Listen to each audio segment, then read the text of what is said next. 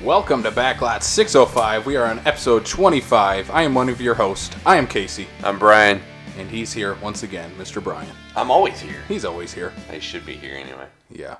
So, we are on our 25th episode of the, what I like to call the premier South Dakota movie podcast. You do call it that. I do like to call it that. And the reason I like to call that call it that. Words. God, I suck at this. I should just quit it.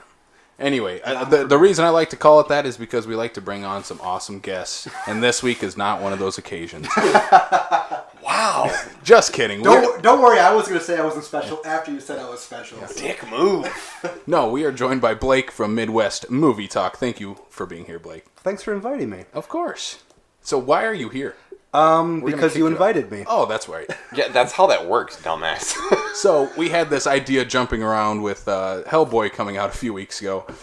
Yeah, that didn't pan out the way we thought it would. So we're going to talk about best remakes, sort of in honor of Hellboy. Our favorite remakes that are better than Hellboy remake? Yeah, I guess. I think so. That's how we can spin it. Is anything not better than a Hellboy remake? Yeah, Last time I looked at it, what 12%? Oof, yeah. I've heard mixed reviews besides the Rotten Tomatoes score, so. Yeah. Yeah. Anyway, we're going to jump into our news and box office, as we always do. There's not a whole lot of news this week, but we still got to talk about it. You got to talk about it. But let's jump into the box office, because this week we have a new number one film, The Curse of La Llorona.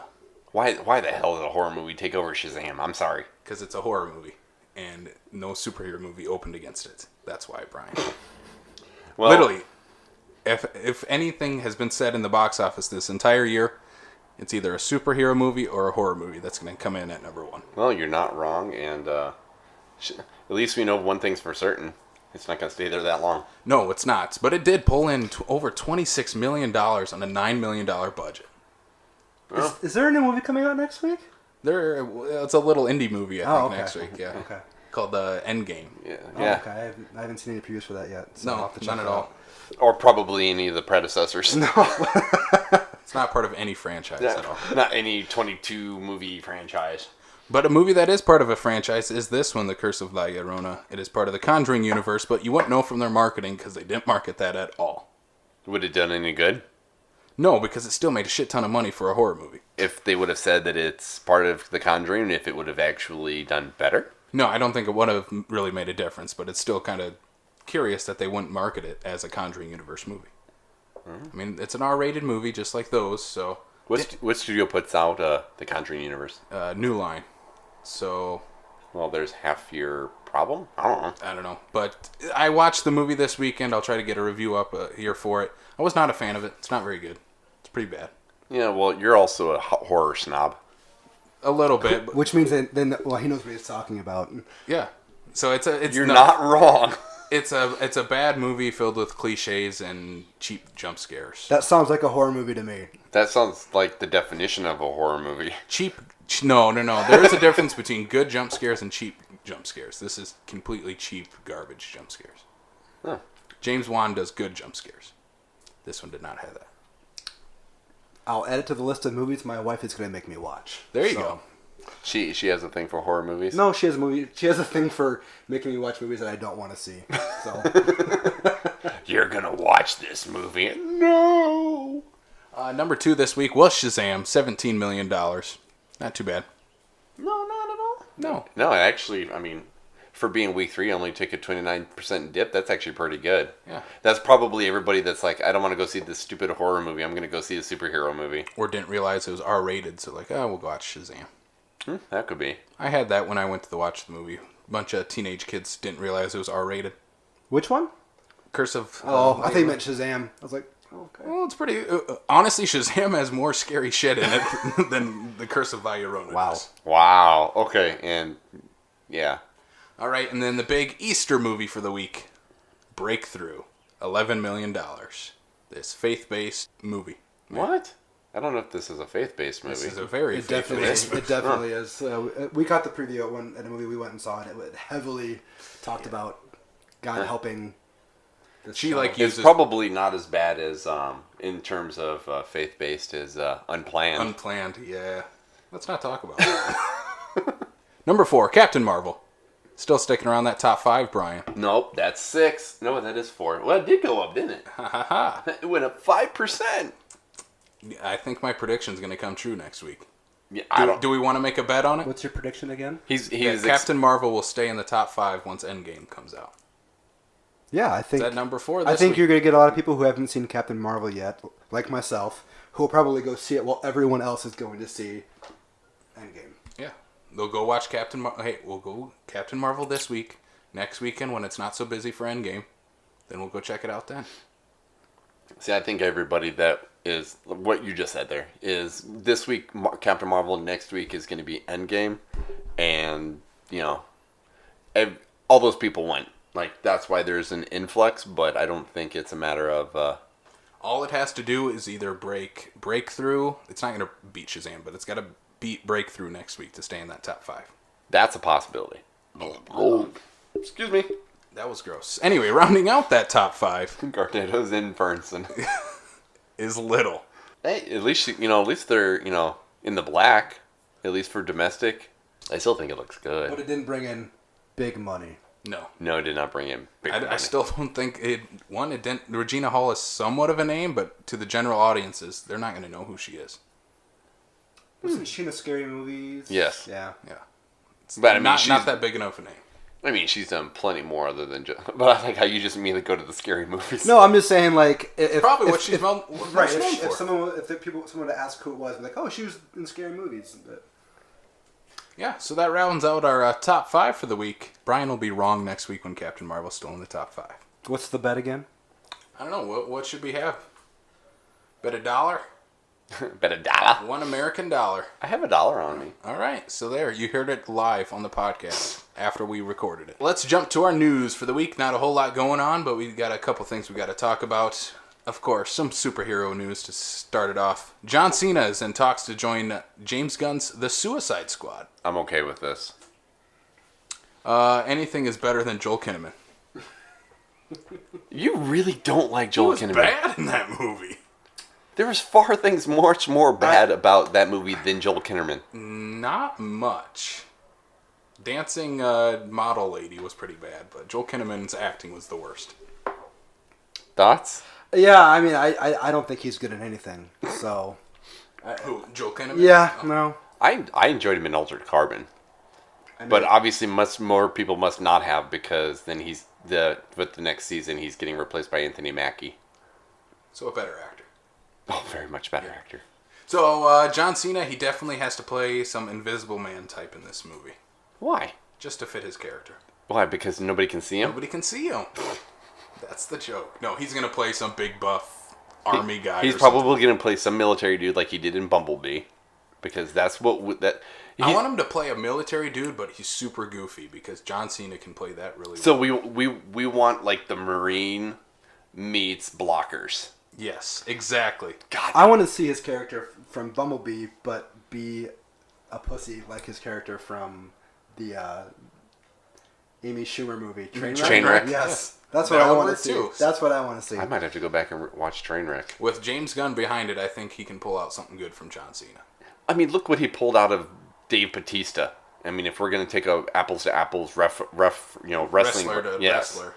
is number one, we know Cena's got the chops, and if he can get what he got out of Batista, I think it's going to be even better. Yeah. I'm 100% for this if it actually comes to fruition. So, we also got, on that note, we're going to talk about another wrestler, The Rock, because a new trailer for Hobbs and Shaw just dropped, and oh my god, this is the greatest thing that has ever been made. This is fucking amazing. This second trailer is just fucking off the walls, bonkers, makes absolutely no sense, And I don't but care. it's amazing, and I love it.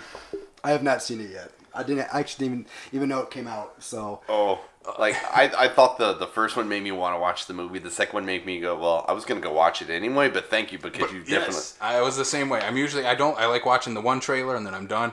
But I'm like, it's Hobbs and Shaw. Who cares? Like, if they show me what stupid shit they're gonna do, I don't care. Because I'm gonna go see it anyway. And I'm glad they did because it's fucking nuts. Yeah. oh, there's so much in this, and then they finally introduce The Rock's, backstory type of thing. The family. He goes back home and with Roman Reigns and all that. But that's just going to be nuts. I don't know what else to say. I like the grandma about the guns and everything like that. Where's all the guns? It's a really good trailer for this movie that's going to be just off the walls bonkers. It's going to make so much money. Oh, it's definitely going to make so much money. And I at least like the fact that if, being that this is a Fast and the Furious spin-off, that they still are heavily, the big premise of Fast and Furious is the whole family ties type of thing, that on both the respects of both the Hobbs Shaw. And Shaw side, there's still a huge reference to that. To their families. Mm-hmm. I do like that reference that they are going to both of their families. Because if they were not doing that, then they would just take the Fast and Furious part of it off, because then at that point to me there's a disconnect. Because it's all about family. It's all about the family. Yeah. All right. Your Vin Diesel is a lot better than mine. Because it's all about family. If they don't open at least one Corona in this movie, I'll be a little disappointed. But I'll understand why. So, in other big casting news for the week, Marvel Eternals has added another cast member. This is a Train to Busan veteran, Ma Dong-seok. If I pronounce that wrong, forgive me. I'm a white guy and I can't pronounce it. He's like, English. I can't even do that one. But adding him to the cast, I absolutely love. He is the standout in Train to Busan. And adding him with Kumail, I think that's just going to be really good casting between those two. Well, and I stand by, in Feige we trust, and I've said this before, is typically we very rarely see a poorly casted individual in an MCU movie. So if this is where we're going with it, then I'm even with I haven't seen that movie, I'll take it. I mean, who would have ever thought we'd ever see Kamal Nanjiani in a Marvel movie? And I'm like, you know what? As a main character, not some weird sidekick character. Not a Dopinder? No. So, Blake, do you like this casting news? You like Train to Busan, I right? do. Is he the father of the daughter in the movie? I haven't seen it for a few years. No, so. He's not the main character. He's the bigger side character. Yeah, I think it's good casting. I like that they're going out of the box. Yeah. The one I'm concerned about is Angelina Jolie. I think another thing the guy think of is that maybe they're trying to expand. I mean, how will the Marvel movies do over in Asia? Do you think they're getting someone like him? They are starting to go to that route. Right. Because they've been killing in China. Yeah, so it's probably like a reach for them to get someone like him to come in, and then they broaden their audience even more. So. And they are working on a solo Asian-led character movie. So I think they are trying to go for that audience after this one. And our final piece of news, we got a new trailer for the Child's Play remake, which will tie into our main topic for today. And you know what I'm saying? What are you saying? And I'm all in. So you're all in. So I think I am still not fucking impressed. Did you even watch the trailer? I did watch the trailer. I was like, I almost didn't, because number one, I'm not sold in the first place. This whole thing just pisses me off. And then like the whole like freaking Skynet shit with him with the drone and shit. I'm like, really? You gotta be fucking kidding me. Like, no. Chucky is going to be the one who's going to strangle you with the line of wire or stab you with a knife. He's not going to throw a fucking drone in your face. Beat you with a ruler. God, it's so... Oh, no. No. This is literally like the prequel to fucking Terminator. It's just a little fucking robot. No. So, Blake, you like this trailer. I do. I love it. What did you like about it? Since Brian hates I think it really sets a good tone for what the movie can be, or possibly, hopefully will be. I think the cinematography looks really good. Like, the movie looks really good. The potential setups for kills look really interesting. And they have, some legit good actors in it. So I'm really excited for it. And then the song that plays, can be your best friend. Mm-hmm. I think the whole thing just really works for me. And I think the casting of the voice of Mark Hamill could be pretty good too. So I'm kind of middle of the road on this right now. The reason I'm he is Switzerland. I like the trailer, but I hate that it's a Child's Play movie, because I'm like, this premise is really good, but it's so far different from what we know as Child's Play. Yeah. Like, why didn't you just name it something else? Well, I mean, you changed basically the premise of the naming of the doll. You've changed the doll in terms of the product. You changed the backstory. The backstory. I mean, it's not a Child's Play movie. No, and it just proved this week something not based on anything else. The Curse of La Llorona came in number 1 with $26 million. Like, if this Child's Play movie opened with that, they would still be making a profit. Yeah. This movie couldn't have cost more than $20 million. So I don't know why they thought they needed to name it Child's Play. Because they're... Could have just called it Buddy. Yeah, but then it'd be like, but it looks like Chucky. Who cares? There's so many horror movie rip-offs and remakes and garbage. Just go with your premise, stick with it. I just think it's going to deviate too much from the original storyline to keep those original fans. Yeah, I definitely think they're harking on millennials who love their nostalgia, and they're bringing it back to get them back in the theater a little bit. So I'm excited to see it. I'm a fan of the original. I just watched that recently, and I thought it holds up pretty well. So we'll see what happens. It could be bad. I'll be there opening week, even as I shit on it right now. The reason Mark Hamill is going to be great as Chucky. I believe that. It could be a thing where the movie's not good, but everyone goes and sees it because Luke Skywalker is doing the voice of it. Exactly. Do you guys think he sounded a little too much like Brad Dourif? Yes. Okay. Yes. So I wasn't the only one. No. I think that's on purpose too. Then why not just bring back Brad Dourif? And that's just, but he can't because he's working on the TV series. Yeah, he's working on the other stuff. Yeah. So there's probably contract stuff, and then it's just like, then at that point, again, I have no problem Mark Hamill being the voice because Mark Hamill is an amazing voice actor. It's that if you're going to change the backstory as much as you are, just change his voice then into place. Don't make him try to sound like Brad, because then you're just you're pissing someone off like me who is a big fan of the original and changing everything around. Then at that point, don't try to mimic. Be original. It was only one line of dialogue, so we gotta. Maybe he'll change it up a little once the movie comes around. Maybe he'll sound more like the Joker. Maybe he will. Who knows? Yeah, I mean, was it come out in June? I think in June. Yeah, Yeah. they're probably still doing dialogue recording. And they only just announced Mark Hamill about 3 weeks ago. Yeah. So. Well, yeah, because that's the kind of shit you keep on the down low. Or maybe they're having trouble securing somebody and they finally just got him. Who knows? And they know how fast Mark Hamill can turn out those voice acting because he's a pro. So. Yeah, but there's so much that they. My issue with that is that we're talking about having to see the motion change of the face structure of this doll, and having to have somebody come in post and trying to mimic their words to already created. It's easier for him to do it the other way around. I think he's probably been on board for some time, and they purposely kept that on the down low. Yeah, I think they panicked and like, oh shit, we got to get a voice actor they're all gonna like. Nah, That's my take. If that's true, that's not a good sign. No, it's not. But we'll see when the movie comes So out. here's me going on the benefit of the doubt. Here's you going, we're gonna have a shit movie, still gonna go which I watch already it. know is gonna happen. Still see it. Still gonna go watch it. So they got my money either way. All right, so that's one remake that is gonna be coming out this summer. But today we're gonna be talking about our favorite remakes.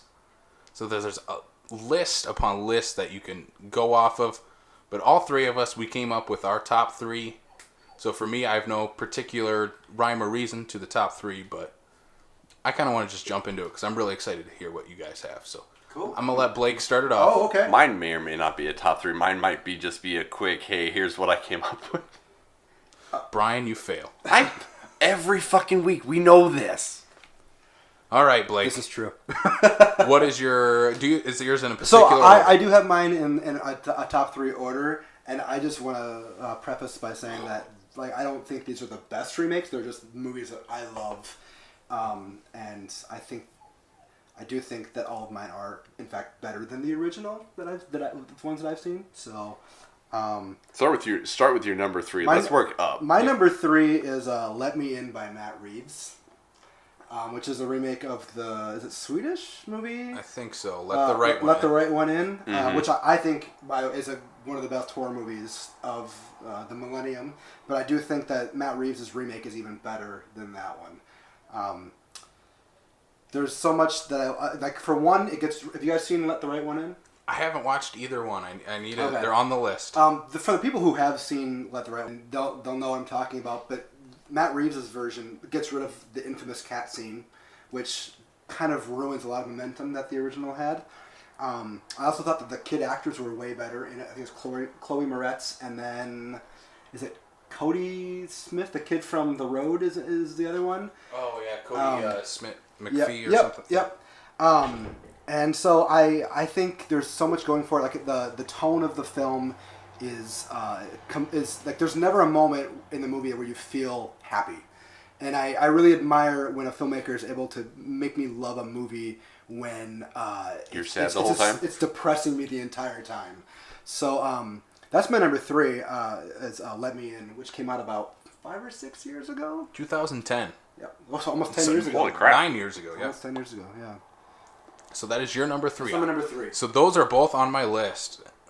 Do you think they would see or to see? Okay. To see, yes. So, do you think they would probably end up in my top remakes after watching them? Let me in. Let me in. If you're a horror aficionado, Yeah. right? Yeah, I definitely think it will. Yeah. He's like, son of a bitch, why haven't I Yeah, watched it's- this I shit? Should have watched Yeah. these. Fuck. God damn it! You should have watched it. They have been on the list for quite a while. So. They're so good. Both of them. Very, very good. All right, Brian. What do you got to start us off?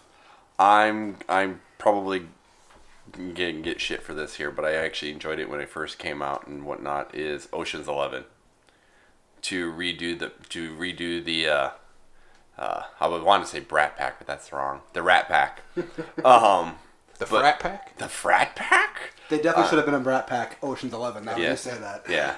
The Rat Pack, to read, there's a lot of things that you don't, when you're talking about like, Dean Martin and Frank Sinatra and all these very iconic people of their time, to have an ensemble cast, a very eclectic cast that it is, to make an updated movie, to give you, me personally, when I watched it for the very first time, when you actually see the setup and see how everything happened, everything like that, I think they do a very good job of hiding everything up until the reveal. Fucking Don Cheadle is the bomb expert, is great. Casey Affleck and Scott Conn as the brothers have just a very good chemistry, and I just think overall, just to have Clooney, Brad Pitt, Matt Damon, I mean, just overall, the overall casting was just a good ensemble. I'm not surprised that they made even more of them and even spun it off into its own thing with the Ocean's 8. I mean, all of them, honestly. I've actually enjoyed all of them. I just think, it's very rare that you can actually get an ensemble cast movie of that many people of that kind of caliber and be able to kind of hit on all cylinders. Especially when you're updating what? The original is like, what, in the 50s? It's a black and white. Yeah, 50s or 60s, yeah. Yeah. So, that's the first, that's how I wanted to at least get into it. Yeah. I definitely think the movie, is so good at getting, like you said, all those guys to fire all. On all 100%, cylinders. I mean, even Elliot Gould. Yeah. Yeah. And I think Soderbergh is the right director for that kind of work, to get all his friends to just really... Because one thing to get a bunch of stars in a movie, but to make them play off each other so well, I think the movie does that so well. Yeah, I mean, if you were... I still kind of go back... Well, number one, Don Cheadle is the ammunitions expert, whatever the case is. But no, I mean, you look at Scott Conn and you look at Casey Affleck, who are two completely different types of people. And yet they just mesh very well as just the oddball brothers, I think. So do you feel this is just an overall better than the original remake, or that both stand up on their... I think they both stand up on their own, but I mean in terms of a modern day remake, that to the point where I think that the new version is done so well that there's going to be so many people who are going to enjoy this movie that don't even know the original even exists, to the point where if they do figure that out, they probably, if they want to go down that rabbit hole, this would probably be something that would enlighten them to want to go see the original. To realize, oh, it's Frank Sinatra, it's Dean Martin, it's the actor-musicians kind of, so I think they both hold up, but how do you go wrong with Brad Pitt and George Clooney? You can't. You can't. Unless it's Burn After Reading. That's not You didn't like Burn After Reading? No, I did not. I think it's hilarious. Oh, there are so many bad things about that movie. All right, so my unofficial number 3, Rise of the Planet of the Apes from 2011, the Rupert Wyatt film. So I'm saying this is... How is this a remake? Or are you doing a reboot type thing? No, right? I'm going remake because this is very much a very similar storyline to, I believe it's the third movie in the original Apes series, Conquest of the Planet of the Apes. Caesar is the main character in both of those movies, and he leads the ape rebellion up against the humans. So that's where I'm going with this. Not necessarily as a remake of the Charlton Heston classic, but as... Now I don't feel so bad starting with Ocean's 11. Yeah, the third or fourth sequel. So I could add all three of these movies that are in this trilogy because I think they get better after each movie. Mm-hmm. But I'll start it off with Rise because it's most somewhat connected to the original series. So Rise is one of my favorites of the last decade as far as taking an original storyline and putting a new spin on it. Mm-hmm. I really like that they delve into the storyline of how the apes storyline got started. You had that great reveal that, of course, couldn't be topped because we talked about that in the Tim Burton version of the twist ending. So they didn't even touch on that, and I'm glad they haven't touched on that with any of those movies in this series. But I think that Andy Serkis just knocks it out of the park with his motion capture in all three of these movies. I think once we get to Dawn, he should have gotten an Oscar nom for that performance. Mm-hmm. And then War is just... I love that film. And I don't know. I kind of hope they still go on with this series, but I'm glad that they finished off the Caesar storyline perfectly. But Rise is my number 3. Yeah, it's a great movie. The ending when all the apes break out and take over San Francisco is it's just fantastic. There's just a bone-chilling moment every time I watch this movie is when Caesar grabs the stick and just yells no. Yes. The first time he really speaks. Yeah. And it's interesting because the apes kill people, and it adds this whole new element that the rest of the movie doesn't really have. This set of danger to it, and is it Rupert? Wyatt. Rupert Wyatt directed it, and I think actually now speaking of Matt Reeves, I think he directed the last 2 in that series. Yes, he did. So Rupert Wyatt did a really good job of executing that final third of that first one. Yes, and James Franco, he's pretty good in this movie for being James Franco. Right. Yeah, he's really good in it. And, of course, Caesar the ape is, in all forms, is amazing. Mm-hmm. Yeah. And John Lithgow as well. John Lithgow's great in it. He's great in everything. Draco Malfoy gets killed? He does get killed, and it's very satisfying. That's another thing that you root for the apes in this movie 100%. There's bad people on both sides, and that's what I think feel like they you do cheer really for well. both of them. I think, in a way, you almost cheer for peace. Yes. And I think that's the message it's trying to say. Maybe. And I like that because there's bad people on both sides. There's bad apes, there's bad humans, there's good humans, good apes. I think all 3 movies tell that story very well. Yeah. I just think this started the James Franco in everything phase. A little bit. Yeah. He's really good in this movie. He is very good. Yeah. I was somewhat disappointed he didn't come back for the sequels, but it works for the story that he doesn't come back. Right. Yeah, I was going to say, for the sake of the story, I think having, there's certain people you just don't bring back because it doesn't make sense. Yeah. And, I don't know, Brian, have you watched these movies? I own all 3 of them. I've watched the first one. You gotta, I know. It honestly, it gets progressively better. I've wanted to see just because Woody Harrelson looks like just a complete prick in his. He has a really good character too. Yeah, I've seen them all. The third one, I feel like I was distracted when I watched it, so I don't remember it too much. But Dawn is probably my favorite. But I do need to go back and watch War because it's. Mm-hmm. It did look. From what I saw, from what I remember, it was pretty good. So. And the special effects in all 3 of those movies. Yes. Top notch. They used to give out Special Achievement Academy Awards for the movie with the best special effects, and it wasn't even close. So Total Recall was nominated for best visual effects, and no other movie came close. So they just gave them a special achievement. Yep. War of the Planet of the Apes should have had a special achievement where nothing else came close to how good those effects were, and it should have just flat out won. I don't think any of these movies won the Academy Nope, Award none of them for did. best special Actually, effects. were they even nominated? I believe the last 2 were nominated. And that's where it's, for the sake of Andy. How the fuck do they not win? I have no idea. And this is where I think. This is where it changed the game for Andy Serkis. Well, and that's where I think that they need to legit sit down and understand the impact of a legit mocap actor. There's a difference between mocap capture in terms of getting the job done, background, CGI characters, whatever the case is. And then there's people like Circus, where they're literally mapping his face and creating the character, and he is that character. To me, there's no difference between Circus as Caesar versus Claw in Black Panther. There is a difference. He's really good as Caesar. Well, I'm saying as an actor. Like, if you were going to Yeah, take I know what you mean. performances. His performance is what he does is indifferent. Yeah. Correct.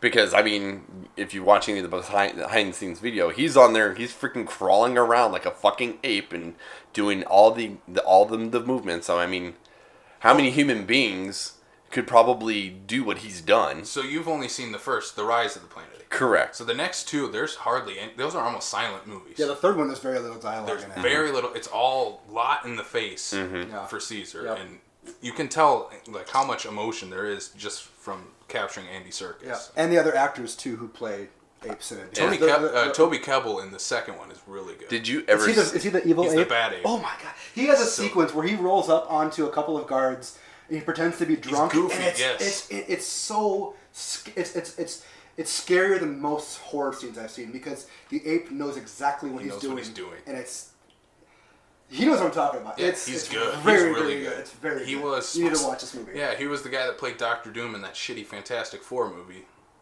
that I was excited for because he's a really good actor. The guy from Nip Tuck? Toby Kebbell. He plays Doctor Doom in Fan Four Stick. I don't know if he's Nip Tuck. I don't know. The Michael B. Jordan version. Yes, that Sorry. I was thinking of the guy from the Julie McMahon okay, from I know the who you're original. talking about. No. I was like, what the fuck? No, that's not... They're all bad in their own right, but yeah. All right, so that was my number 3, Rise of the Planet of the Apes. Rise. Now you actually make me want to sit down and actually watch these. I need to find the time just to break out 6 hours. They're really good. Yes, Yeah. they are. So maybe in And about a month. I'm a fan of the original series. I've watched all those, but those are kind of cheesy. I 70s. dare to say that this new trilogy is like high art, where it's popcorn entertainment from a major studio, but like they are on another level with storytelling. All right, Blake, what is your number 2? My number 2 is a movie that's about 50 years old, 40 years old. Oh, is that all? Yeah, it's older than you, actually. No, I'm just kidding. Not by much by the sounds of it. It's by William Friedkin, who has done movies like The Exorcist and The French Connection and To Live and Die in L.A. It's a movie called Sorcerer, and it's a remake of a French movie called The Wages of Fear, which for those who have the Criterion channel, you can watch because it's a part of the Criterion collection. But Sorcerer is it's an action movie, I guess. It's about 4 guys who they all what do they do? Like one is a gangster and one is a crooked cop, but they all escape these things that they've done in their everyday normal life, and they all find themselves in the jungles of South America, and they really have nothing going for them. And then this big tycoon comes in and says, "Hey, I need some men to drive these big trucks of nitroglycerin, hundreds of miles across the jungle." And these guys who basically have nothing to live for, nothing left in their lives, they decide to band together and deliver this nitroglycerin, and it turns out to be a trip that basically, maybe a couple survive, I don't remember, but man, if you love like 80s, the movie came out in the late 70s, but it features a score by Tangerine Dream. Some of you guys might know them. They do the score for Legend. They do the score for Michael Mann's Thief. Mm-hmm. I think they do the score for Risky Business. I'm not 100% sure on that. But anyway, they have an incredible score for this movie. And of course, Friedkin just knows how to ramp up the intensity. In one scene, they have to blow up a huge tree that crosses the road. And they literally put TNT and blew it up next to some actors. And man, it's an incredible experience. I talked to a lot of people who basically say every film critic, every film lover, they've been sleeping on this movie for since it came out, and I've seen it I've seen it a few times, and the more I see it, the more I love it, and I think it's one of Friedkin's best. I've never heard of this movie. You got to see it, but it is. I immediately added it to my watch list. It's incredible on Letterboxd, or yeah. yeah. And you had me at Roy Scheider.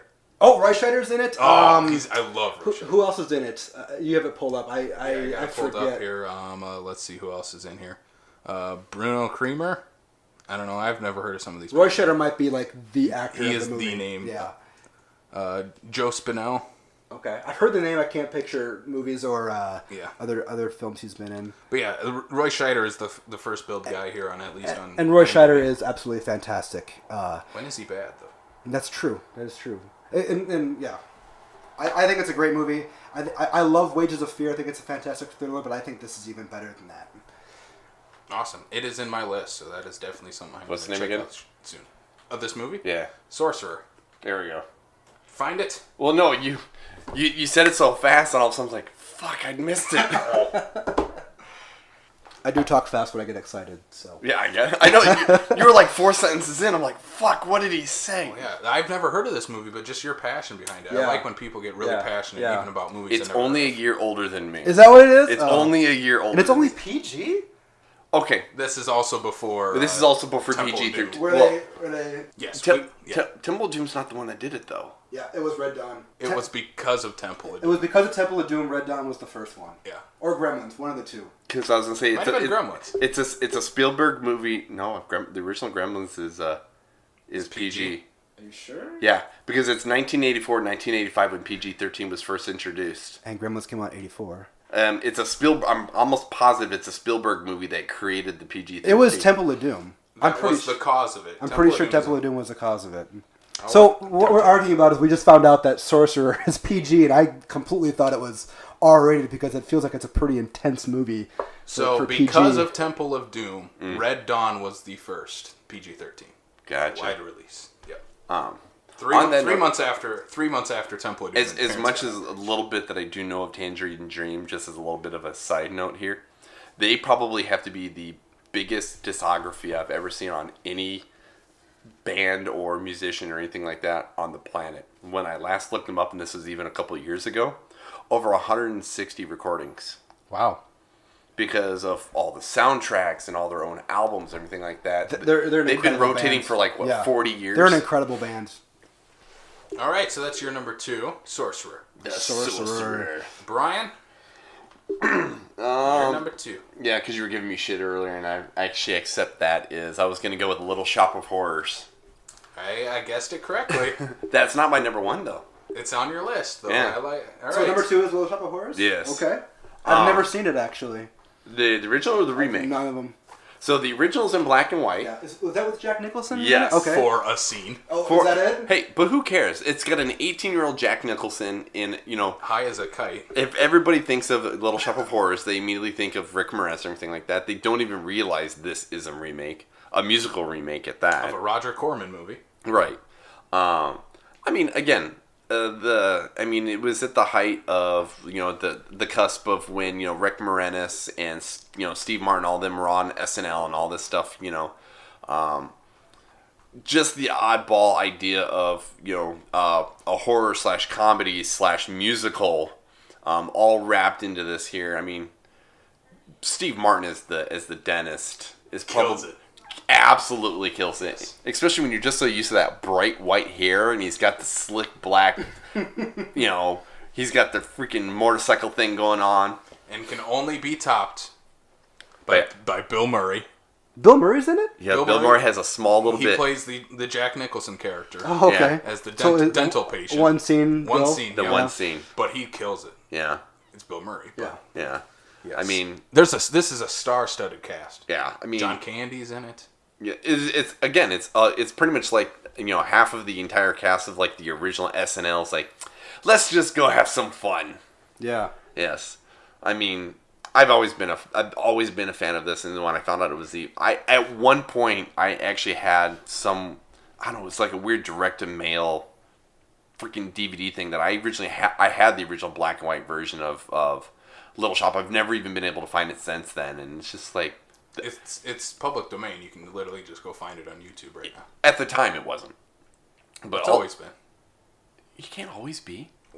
It didn't. Yeah. By the time you bought it, I'm pretty sure it was in the public domain. I didn't buy it. Anyway, so no, I've always been a big fan of this, and I encourage anybody especially for the time frame in which that movie came out, is definitely a movie that needs to be watched. It is entertaining from beginning to end, even if you have a great big huge human eating plant. I'm glad you brought this up because I got to change my list now so I can have another movie. But this was my number one. Really? Yes. This was your number This one? is my number one. There's so many things out there, and this is your... This Okay, is my- I'm not arguing that. Horror, comedy, musical. All my 3 favorite genres, all in one. Rick Moranis delivers his best performance ever in this movie. Not in Honey, I Shrunk the Kids? I love Honey, That I Shrunk the Kids and all the sequels, but no, he is really good in this movie. Like, this shows Rick Moranis can be a good, serious actor in this movie. And he actually, his singing voice. Who would have thought? We miss you, Rick. We do. Come back, please. But no, this movie, the original is a cheesy, bad B movie from the 60s. Uh-huh. And this takes that concept completely, takes the same storyline, but just makes that musical numbers work perfectly within the context of a man-eating plant. So if you guys have not watched Little Shop of Horrors, I would suggest watching both, but the remake is far superior. Okay. This is a soundtrack I'll listen to over and over. Oh, hell yeah. It's such a good soundtrack. So what's your favorite song out of it? What's your favorite song? I couldn't even tell you off the top of my head. I just enjoyed the movie all together. Mine might be their duet number, like halfway through the movie. I'm drawing a blank on this stupid title. Well, and that's just it. You're like, what's your favorite? I'm like, number one, it's probably been a little bit since I've seen it. And two, like, I'm going to know the name of songs off of this thing from how many years ago? Oh, yeah, I know. I remember the name. I just saw the scene pop up. Suddenly Seymour is the name of the song. Suddenly Seymour? Such a good song. And yes, Steve Martin. You'll never see another Steve Martin performance like this. No. And I like how they throw in, like, the doo-wop in there as well. Mm-hmm. Like, white man doo-wop with Rick Moranis. And we didn't even mention Frank Oz is the director of the movie. Well, Frank Oz, I mean, come on. He owns Yoda. Why can't he do something awesome like this? No. And Audrey, too. Great puppeteer work. Oh, yeah. Completely works. Yeah. Can you imagine if they attempted to try to make this movie now? Because you know they would try to CGI it, and it would just look horribly bad. Yeah, they've done a couple of like live performances with the same Audrey, Ellen Green, with Jake Gyllenhaal playing Seymour. On stage. Is Seymour the main character. Oh, okay. Yeah, the Rick Moranis character. The Rick Moranis. But Jake Gyllenhaal has played him on stage a couple times. Weird. Yeah. I don't know if I can picture that. Having seen pieces of the movie you're just talking about, I can see that happening actually. He's really good at it. Yeah. I've watched I don't some see clips, him yeah. nerd enough for... Have you seen Okja, where he plays with this weird doctor scientist? Have you seen Bubble Boy? Yeah, he can do it, man. Come on. I love Bubble Boy. But that was such a long time ago. Jakey G can do it all. He can do it all. Jakey G. All right, so that was your number 2, Little Shop of Horrors. Yeah. All right, so I got to change mine up then. Ha ha. I'll just do one to piss Brian off then. Okay. All right. Good thing I'm in the middle. Yes. Mine is The Nutty Professor with Eddie Murphy. You were doing that just to fuck with me, you asshole. I have 2 others on the list. You don't like Nutty Professor? I think it's such a... No. Like, there is shit that fucking Eddie Murphy has done. Oh, no. No. What were you going to say? So, I have 2 others on the Okay. list. I haven't watched the original, so that's why I'll just throw Nutty Professor in here. Because the Jerry Lewis version just is garbage. I'm not saying that you're not wrong. Like, the Eddie Murphy one is superior to Jerry Lewis. There's nothing wrong about that. But they're still both bad movies. No. You're wrong here. Eddie Murphy's Dr. Doolittle's better than the Nutty Professor. Oh, you take that back. Sir, I'm going to ask you to leave the premises. No, Nutty Professor, it does the multiple characters that Martin Lawrence eventually would do and Tyler Perry. Eddie Murphy still does it the best. He should have got an he Oscar did it nomination for Nutty Professor, as far as I'm concerned. He was fantastic. Yeah. He does multiple How many characters. different characters he could have played? Coming to America is his best for multiple characters. I haven't seen it, so I can't throw that one out It's there. really good. You better watch it before the sequel comes out. I probably should. But, no. Nutty Professor, I love this movie ever since I was a kid. That probably helps, because I grew up watching this movie. Yeah, I was already probably out of high school by the time that came out. I thought, God, this is fucking dumb. You also have watched Toy Story since, Brian. Yes, I'm comparing Toy Story to Nutty Professor. There's everything wrong with that statement. Nope. Eddie Murphy is hilarious in this movie, yet... I lied. I was still in high school, but still. No, Eddie Murphy kills it as Sherman Klump in this movie, and as Buddy Love, and as everybody else. Yes. I'm just gonna shake my head over here. Possibly my favorite character is his uncle. Is he the guy with the beard? Yeah. Yes. Yes. This, I don't know. I love this movie. It is, Brian, you are 100% right. This movie is dumb. It's dumb, but I don't think there's an hilarious. argument for not liking it. No, it's a comedy. And it makes me laugh every time I watch it.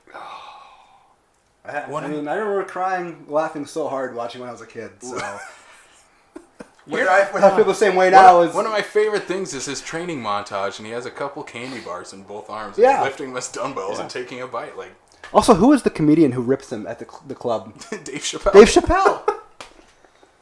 And Dave Chappelle should be like, "Why? The only reason why I'm in this is because I like Eddie Murphy." What's the only other good movie Dave Chappelle's been in, though? Con Air. Con Air. That's true. A Star Is Born. Is he in A Star Is yeah, Born? he Yes, is. he is. Wow. Now that actually makes me want to watch that movie. Not Bradley Cooper and Lady Gaga. You don't want to see him in Half Baked? Okay, I have seen Half Baked. That's right. I mean, come on, between him, Jim Brewer, and Bob Saget. Sucking dick for coke. I'm sorry. Is that your pick or is that? Yeah. Okay. No, that's just him being an asshole. So he's like, No, I'm gonna make it number 2. I'll say if you want another number two, go. No. I will 100% stick with Eddie Murphy's Nutty Professor. That Jerry Lewis version is shitty. You're not wrong. Again, you were not wrong. I don't like Jerry Lewis, but this Eddie Murphy version is a lot better. Yeah, it's funny. Yeah. So I don't know. I've said my piece. Brian will hate it forever. So. It's fine. We can agree to disagree. I'll just end with Hercules. Okay, I'm not gonna lie. I quote that all the fucking time. Oh, we got him. He's a secret fan. All right, so that's my number 2, Nutty Professor Eddie Murphy. Eddie Murphy. All right, Blake, you're number 1. No. All right, my number 1 is I think it's the best film by this director, and he made the Lord of the Rings trilogy, and I think it's one of the best big budget Hollywood blockbusters ever made. Of one of the biggest blockbuster Hollywood movies ever made. Oh God, do I know where you're going with this? And if you do have a chance to see this, I highly recommend you watch the director's cut of Peter Jackson's King Kong. As your number 1. My number, I saw this movie in theaters and I was completely blown away. And when he released the director's cut, I was sold that this is just an action masterpiece. It is, One of the things about that movie that really threw me for a loop and it made me really reevaluate an actor is Jack Black. he's good in it. Yeah, Yeah. but I mean, it was at this point here, Jack Black really hadn't done it. He wasn't doing serious stuff. Like for Jack Black, this is a serious movie. I guess. You like Jack Black in this movie? You don't? No, I think he's really bad. Oh, I think he's great. No, I like him in this movie. No, he's really bad. No, and to go back to Andy Serkis, Yeah. Yeah. you've got Serkis as freaking King Kong. Yeah. Again, he's like, hell, I've already done it before. Let's do it again. I can play an ape. But Yeah, I think there's issues with the movie. I think the stuff in New York at the end takes way too long to get to the. There's like this whole sequence where they're dancing or skating on ice. This 20-foot gorilla and a woman. Peter Jackson, aren't they at Rockefeller when that's happening? No, they're in Central Park. But I think that whole sequence is really dumb. But like everything on the island and before, I think is just it's such a great movie. Like, have you guys seen the director's cut where they added all the bug attack? How long is that? It's about 2.5 hours.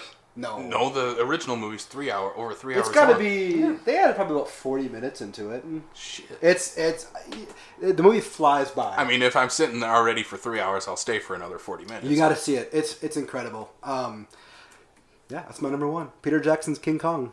Yeah, I like this movie. I don't think Jack Black's very good in it.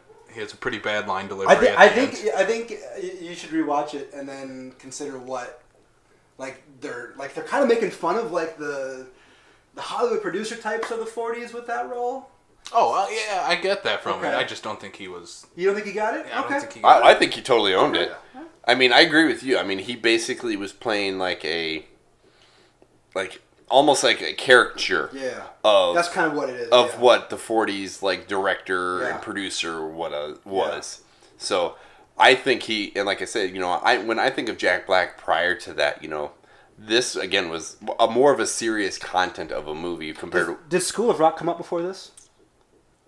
Ooh, when did King Kong come out? 2005, I think. Yeah. Same year as School of Rock. Okay. then. Yeah. Maybe a year before. Yeah. Because School of Rock was what, 95, 96? School of Rock? No. Yeah. No, School of Rock was like 2005, Yeah. 2006. Also, I think Natalie. Oh, not Natalie. Wait a minute. She's one of my favorite. Naomi Watts. Naomi Watts. Wow. My apologies to Miss Watts. If she's listening. I think she definitely is. I called her.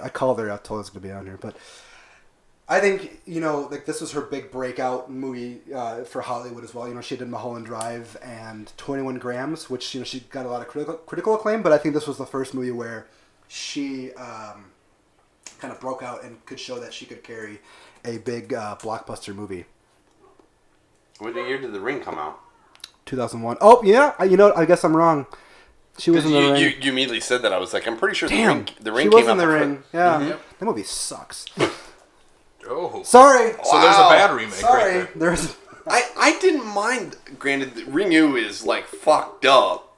I we don't have to get too into this, but I watched The Ring and I was so bored. It is a entire really time. boring movie, yeah. And I love Gore Verbinski, but I did not like The Ring. Did you like the Rango? Yeah, Rango was great. Not many people agree with you. That's why I'm asking. Did you say Rango or Ringu? Rango? Oh, okay. Like the Johnny Depp. Yes, because Oh. that's a Gore Yeah, Verbinski. I do like Rango a lot, Okay. actually. Yeah. Yeah. I was, I was gonna say that was the first Gore movie he did after he stopped making the Pirates movies, or before he started one of the two. Because Oh, Johnny that's Depp? where he met with Johnny Depp to do Rango. Johnny Depp. Only thing good about that, the very beginning of that is the Fear and Loathing reference at the very beginning of the movie. God, I'm gonna enjoy this movie. So King Kong has some awesome fights. That's probably my Yes. favorite thing Yeah. in the movie. Yeah. Yeah, and there's that entire sequence where the dinosaurs are chasing them through the ravine and they're falling off the cliff. There's just this whole They're falling through the trees. Yeah, when they get to the island until I think they don't get the island until like an hour into the movie, and then when Is they it actually really that long? yeah, I'm pretty sure it's that long. Well, I looked up the director's cut. It's 201 minutes. Yeah, so it's 3 hours and 20 minutes then. 321. Yeah, so they spent. I would love if Peter Jackson just made like offshoots where it's just adventures on Kong Island, which I think they're kind of doing with the next King Kong movie, right, where they fight Godzilla. I was gonna say your next one is Godzilla versus King Kong. Yeah, They should have just left this King Kong. Yeah, I love this movie to no end. So I that's my enjoyed number it. one favorite remake. I totally enjoyed it. All right. I think it's. He's just wrong. He's entitled to his own opinion. I did say Nutty Professor, so. Yeah, exactly. So your entire list is probably. But you're not wrong about that either. Yeah. So All right, Brian. All Your right. number one, numero uno. What would you expect of me out of remakes for? That would be my number one, just out of curiosity. Mine was. I thought it was Little Shop of Horrors. You really I'm thought that's actually- where I was gonna go? I'm actually Yeah. really curious because I don't know you in terms of movies quite well yet. So I'm really curious. Yeah. Scarface. Okay. Never heard of it. Well, again, it's one of those movies where unless you do your homework, do you even realize that it's a remake? Because it's such a good standalone movie on its own. Yeah. Such a great cast, such a great story, everything like that. I mean, obviously, from the original, there's a lot that's been redone. But I mean, you figure this was like, what, 83? I think, give or take, is when it came out. By then, its original is 50 years old. Because the original is 1932. It's a Howard Hughes produced movie. You know, the guy from the crazy fucker from Aviator. Yeah. Howard Hawks. Howard Hawks? What? Yeah. Yeah. Yeah. But yeah. So, you have such this great movie that Brian De Palma does such a good job of, up again, kind of in the same sense of Ocean's 11, where it's such a massive update to the original to the point where unless you know the original exists, it completely stands alone by itself. Character change, probably all that stuff here. But I've always been a huge fan of Scarface. Yeah. And frankly, until I bought the collector's set, I'm one of those people. Until I bought the collector's set that came out, almost 20 years ago now. I bought a collector's set of the anniversary edition of Scarface, and it's got this beautiful box, and it's got a velvet lining thing and whatnot. And I opened it up and moved over because it comes with like a Tony Montoya freaking money clip or anything like that. And all of a sudden, here's the copy of the original 1932. I'm like, what the fuck is this? Yeah. Yeah. So you didn't, when you first watched it, you didn't know it was a remake? Not a clue. Not until I bought that movie after. This would have been 20 years after that movie was made. Okay. So I want to say it would have been the 20th anniversary of Scarface, and that's when I figured it out. So by then, the original is 70 years old. Brian, I got to ask you a question. 7. Have you ever had a Scarface poster on your wall? Yes, I haven't. Because there's always 3 movies every movie person has had on their wall at some point. Pulp Fiction, Godfather, Scarface. I was going to say Pulp Fiction, Scarface, Clerks, Shawshank Redemption were all in my apartment before I got married. I was going to say Fight Club is the one. Fight Club was on there. Club's Was on there too. There's another one on there. Yeah. Fight Club. So I've never watched this Scarface. It's very good. It's so good. Like, I think Oliver Stone wrote it. Yes, I just Yes. Okay, Yep. so Oliver Stone and Brian De Palma, they worked together on this, and what works really well is that they updated it, like you said, for the modern day. I think it was like 80 or 81 when it came out or something. 83. 83. Okay, so they updated it to kind of like reflect, that society. know, I think he's a Cuban refugee or something. Yeah. So they do this whole thing where he's a Cuban refugee comes to Miami, looking for the American dream, and he takes it to an 11. Yeah. He sees that blimp early on that says the world is yours, and he takes that to heart and ends up taking everyone's heart by the end of the movie. And this, I mean, knowing that De Palma's the one that made this movie is what made me realize that when Tom Cruise decided I'm going to make a Mission Impossible movie, when I realized that he's the one that's attached, made me want to make, that's what made me want to see that. I mean, if you're talking per se another remake, TV show to movie and whatnot, to have De Palma knowing the kind of characters that he was able to create out of Scarface, knowing that the characters he was going to be able to create in Mission Impossible. Have you seen Blowout? No. You need to watch Blowout. Johnny Depp, right? No, Blowout is... That's Blow. Blow. Okay. Blowout's John... Blow is great. The best part Blow about... blows. I'm just kidding. No, I will say the best part about Blow is watching Johnny Depp, Paul Rubens, and Bob Goldway in here talking about cocaine and everything like that, and you realize they've all been convicted in real life. Oh, that's a good point. And 2 of the 3 of them were convicted because of drugs. All right. Anyway, Blowout. I think you're right. I think De Palma's CV definitely brought him to Mission Impossible. I think it was actually like, if you need to watch Blowout because it has more to do with like the subterfuge of like people trying to trick each other. So I'd recommend, if you haven't seen Blowout, I highly recommend Blowout. John Travolta. Yeah. And John Travolta has never been better in any movie ever. Like Have you seen Face Off? Yes. Have you seen Pulp Fiction? I've seen Pulp Fiction. I love Have Pulp you seen Fiction. Battlefield Earth? Wait, wrong number. I've seen Pulp Fiction. It's my favorite movie, but John Travolta kills it in Blowout. So Scarface is it's a remake that's going to get another remake here pretty soon. What? No. Have you not heard of? Yeah, Diego. I believe it's Diego Luna's attached to it. Is he producing it? No, Diego. He'll be starring. He'd be the Scarface character. I love He has Diego. a Mexican refugee, Okay. so they're going to update it again. I don't know if that's still happening. I know it was in talks for I a love long Diego time. Luna, but I don't think he can do this. No, Tell him he needs to be too busy with Star Wars to not make this movie. I think it might have gotten scrapped. I haven't heard anything on it in a very long time. So. I think him and what's his buddy's name, Gael Garcia Bernal. They should produce it because I think they have a production company in Mexico. They should produce it. I don't know. I can't see him. I couldn't picture Diego Luna as... Yeah. He's not going to be playing Tony Montoya. Oh, okay. I thought you... It'll be an updated version of the same storyline. But even still, I mean... No, I see what he's saying. But I mean, even still, I mean, changing the character or anything like that, like, at certain times, maybe it will work. Sometimes it won't. Look how when they try to update Red Dawn, and that didn't quite go as planned. No, it's pretty bad. I did like how they changed It's pretty bad. it up, but Josh Peck, really? As the Australian's brother? Totally works there, Brian. I totally wanted to watch it because it was Chris Hemsworth and Josh Hutcherson, but that's beside the point. Yeah, I can't buy these babyface guys carrying around machine guns. See, I was a Nickelodeon kid. I grew up on Drake and Josh Peck is really bad in Red Dawn. He's not great. He's out of his league next a to little Hemsworth. bit. Yeah. Yeah. But you also figure, though, when this movie came out, he probably was still fucking doing Josh and fucking shit. Because No, it was like right that movie, right after it was done, and before Hemsworth was ever Thor too. Yeah, I was gonna say that movie was set on the shelf for like 3 years. Yeah, It was before Hunger Games and before correct. And Thor. Same with Cabin in the Woods. Exactly. Yeah. Both those movies were MGM movies, and they had no idea how to promote the movies or something, and then all of a sudden they went bankrupt, and then they just sat on the shelf for. And then Thor came out. Yeah. And then Thor and then Hunger Games. So like, oh shit, we're sitting on a gold mine here. Yeah. All right, so that's your number one, Scarface. Scarface. All right, so my number one, it's the remake of The Fly. Ooh. Jeff Goldblum. Well, he's just making shit up because I took his number one.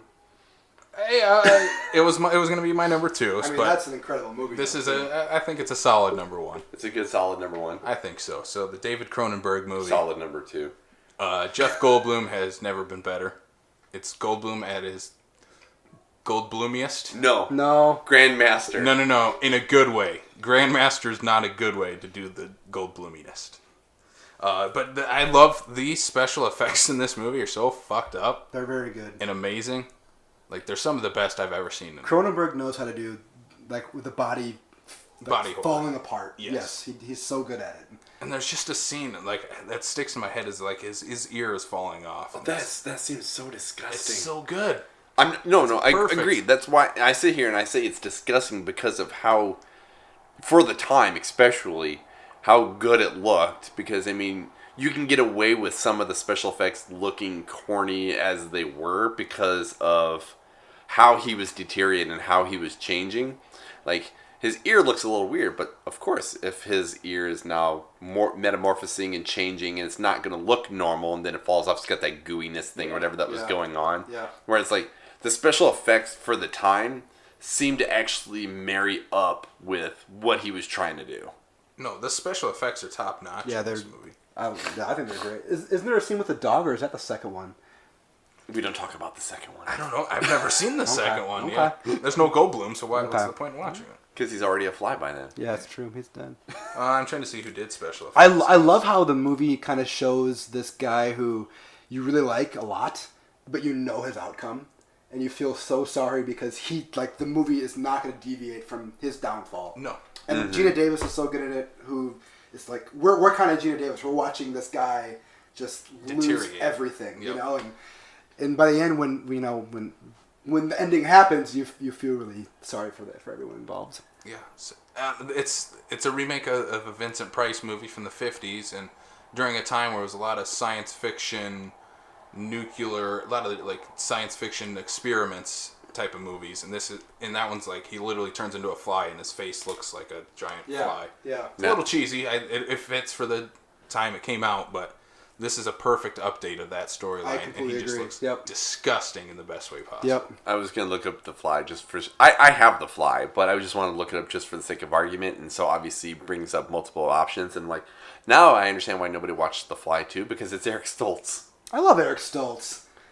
The only thing Eric Stoltz was good in is Mask. He's Pulp no Fiction. Goldblum. He's no good. He's no Goldblum. He's not Goldblum. He's passable in Pulp Fiction. He's in there for like three scenes. He is great in Pulp Fiction. Patricia Arquette is much better. She's not in Pulp Fiction. Which Arquette is it? The brother. No, there's two Arquettes. I don't think so. Who's the crazy chick with all the piercings? Oh, you're right. It's Rosanna Arquette. Rosanna I'm Arquette. sorry. You're right. I was like, there's two Arquettes in Pulp Fiction. There is two Arquettes. I was like, no, fucking.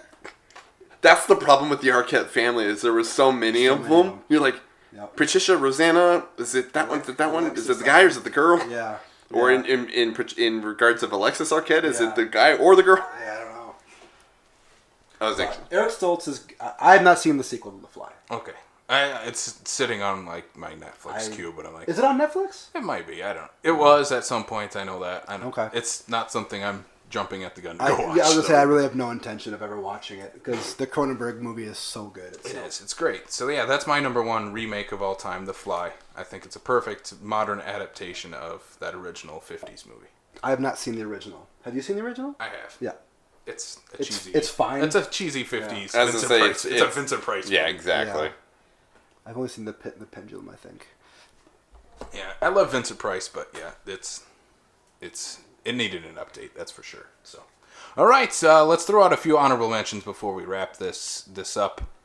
Blake, you said he had a few honorable mentions. Can I go through all of my honorable mentions Well, really how quick? many do you have? Let me get my bowl of Can I just rapid fire? Is that All right, okay? go for it. Okay, Vanilla Sky by Cameron Crowe is one of my favorite remakes. The Blob that came out in the 80s. 13 Assassins by Takeshi Miike. Straw Dogs that came out a few years ago. Solaris. Oh, that's so good. Yeah, it is. Steven Soderbergh's Solaris, speaking of Steven Soderbergh, is really good. No Way Out by Ronald Donaldson. I think we talked about that about a month ago with the Kevin Costner, where he plays a must-watch movie. The Karate Kid, Jaden Smith the Jackie Chan is very, very good. Really? Yes, it's really good. Yes. Granted, I've never watched it. I love that first one. It's one of those ones where You gotta watch it. It's so good because they flip the whole thing where they go to China. Is it China? I think they go to China. And, this kid doesn't speak Chinese. He's American, and Jackie Chan's never been better in it. It's really good. The Crazies. I don't know what to think right now. I'm gotta sorry. The Crazies remake with Timothy Olyphant is really good. I don't like that movie. You didn't like you didn't like the remake of the Crazies? It's very good. Oh, that made me really appreciate Timothy Olyphant. Yeah. Fright Night remake is really good. The Departed by Martin Scorsese, obviously. The Invasion of the Body Snatchers, 1978, is one of the best horror movies ever made. On my honorable mentions. And it would easily be a number one, but I wanted my other movies to get more love first. Bram Stoker's Dracula by Francis Ford Coppola is one of my favorite remakes. And then I think this should easily be my top 2 or 3, but I took it out because everyone has seen it. It's called The Thing by John Carpenter. It's one of the best remakes of all time. Mm-hmm. I haven't seen it. As you say, everybody's seen it. You can hit him. No, you can't because I'm not going to hit you, but I will. You need to see The Thing. Even I have seen that movie. I know. I'm a Carpenter fan. It's on the list. For me, I had a few honorable mentions. Invasion of the Body Snatchers was one of them. Cape Fear. Oh, that's a good movie. Robert De Niro. Yes. I absolutely love that movie. And the other one I had, The Birdcage. Robin Williams. I fell asleep through that. Oh, no. I just recently watched that for the first time. No. Is it good? I think it still holds up for the most part. Robin Williams is really good. So is Nathan Lane. The thing that... Gene Hackman's actually pretty good in it, too. He's got good comedic timing in it. The thing that kind of falls apart in today's society... Because you know the storyline, right? Yeah, a couple of gay guys. And they have to invite a U.S. senator over their house. And he has strict policies over... Very strict on gay marriage and stuff. That stuff I still think holds up. What doesn't hold up is that his son is a complete asshole to him and is like, Dad, you need to get rid of your boyfriend to conform to this. But that was the time. It was the time. So I think if they thought about remaking The Birdcage in today's... I still think you could. it could work. I still think in this day you could still do that same storyline with the kid. Yep, I still think you they could. don't. The thing is, though, they don't touch on that at all. Where I think you can have a character like that, but you need to touch on it. Yeah. And explain. Okay. Get into that character and what it means. So, you ever seen The Birdcage? Mm-hmm. What do you think? I think it's hilarious because it's freaking Nathan Lane and Robin Williams at some of their, Granted, you look at Nathan Lane, and if anybody ever thought that Nathan Lane was straight, ever... I mean, he does play Timon and Pumbaa. But still, it's just like, he doesn't play Timon and Pumbaa. Okay, he plays Timon. Right? He plays Pumbaa. He plays Pumbaa. Jesus. But no, you look at this movie, and you're like, that was very well, because you look at Robin Williams, and you're like, wow, he does gay very well. And him and Nathan Lane, I'm like, no, that dude is as gay as... And no, I mean, I think he was very well casted for that. Yeah. No, they just their chemistry is just spot on. Underrated Robin Williams movie. Oh, I wouldn't even say underrated. I mean, it's far superior to Jumanji. I'll put it at No, I understand that, but I'm saying is like you're saying a very underrated movie. No, I think for the sake of The Birdcage, it's a very well rated movie for Robin Williams. I agree with that. Into the respect of you would compare it to like say 1 Hour Photo. The one, if you told somebody, have you watched 1 Hour Photo or The Birdcage, more than likely they've probably seen The Birdcage and not realize how magnificent Robin Williams did in 1 Hour Photo, or even know that movie didn't exist. All right. So that was some of mine. Brian, did you have any other honorable mentions? Evil Dead. Now, I'm not necessarily taken away from the original and saying that this is a better to the Just original. a favorite remake of yours. Yeah, Okay. because I like kind of maybe in the same sense of like Scarface, is they changed it up. They didn't just rehash. Instead of it just being Ash in modern times, it's the girl. They changed, a bit about like the backstory and everything like that. It wasn't the weird, campy, cheesy that was Sam Raimi's. Granted, his was campy and cheesy because he just couldn't fucking afford it. But this is to me where it was dark. It was actually, meant to be scary, and they actually tried to pull those lines that I think that, Sam Raimi coming on as producers, like, I couldn't do this before. This is going to be me legit trying to make the movie that I maybe tried and wanted to make 25 years ago. I'm glad you brought that one up because I almost threw Evil Dead 2 as one of my favorite remakes. Because I consider that a complete remake, even though that 2 is in the title. Yeah, it definitely does feel like a remake, doesn't it? Yeah. Yeah. It would. I think I would have sparked some controversy with it. You might have a little bit. I think Brian just did throw an Evil Dead. You might have lost some readers and viewers on your. Might have. And we don't want to do that because we love all our viewers, listeners. Viewers, listeners. We like them all. Yeah. Are you being watched right now? They're listening right now. Okay. So. Okay. All right. Hi. That has been our remake talk. Please let us know what are some of your favorite remakes. Is Nutty Professor a great remake? No. Please let us know. Is Blake right about King Kong?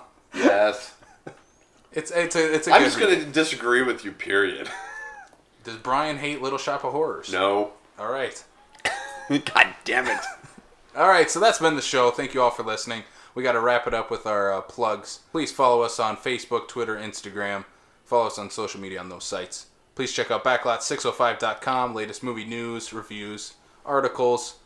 Maybe Brian will talk about Little Shop of Horrors on it sometime. Maybe. I should go rewatch it here real soon. Yeah, you should do that. Yeah, definitely.